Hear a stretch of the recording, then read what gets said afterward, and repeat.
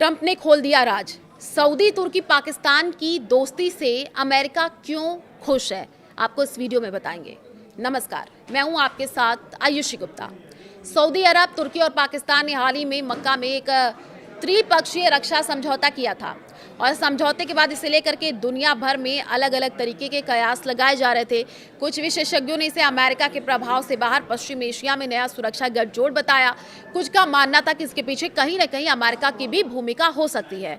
अब अमेरिकी राष्ट्रपति डोनाल्ड ट्रंप के ताज़ा बयान ने इस पूरे मामले को एक नया मोड़ दे दिया है। राष्ट्रपति ट्रंप ने अपने सोशल मीडिया पोस्ट में सऊदी अरब, तुर्की, पाकिस्तान के समझौते का खुलकर स्वागत किया है। उन्होंने कहा कि वो तीनों देशों के समझौते से बहुत खुश हैं और इससे पश्चिम एशिया के एकजुट होने की दिशा में बड़ा साहसिक और महत्वपूर्ण जो कदम है वो बताया जा रहा है। राष्ट्रपति डोनाल्ड ट्रंप के इस बयान से इतना जरूर साफ होता है कि अमेरिका इस गठजोड़ को फिलहाल अपने लिए खतरा नहीं मान रहा है, बल्कि इसे एक क्षेत्रीय सुरक्षा के लिए सकारात्मक कदम के तौर पर देख रहा है। क्या है सऊदी तुर्की पाकिस्तान की डील, समझिए। मक्का में हुए समझौते के तहत तीनों देश अपनी रक्षा व्यवस्थाओं में सहयोग बढ़ाएंगे। समझौते की सबसे अहम बात तो ये है कि तीनों देशों में से किसी एक पर सशस्त्र हमला होने की स्थिति को तीनों पर हमला माना जाएगा। ये प्रावधान नाटो की सामूहिक रक्षा सिद्धांत जैसा माना जा रहा है। इसके अलावा संयुक्त सैन्य अभ्यास, खुफिया सहयोग, रक्षा तकनीक के क्षेत्र में मिलकर के काम करने की योजना है। अमेरिका के खिलाफ गठजोड़ या अमेरिकी समर्थन, सवाल ये भी है। तो समझौते के बाद सबसे बड़ा सवाल यही था कि क्या ये अमेरिका के खिलाफ पश्चिम एशिया में नया मोर्चा है। हालांकि तीनों देशों ने इसे रक्षात्मक समझौता बताया है। तुर्की ने भी कहा है कि ये किसी देश के खिलाफ नहीं है।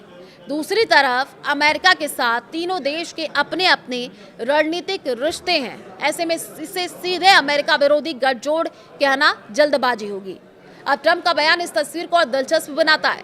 अगर अमेरिका इस समझौते को अपने खिलाफ मानता तो ट्रंप का इतना खुल करके स्वागत करना मुश्किल होता।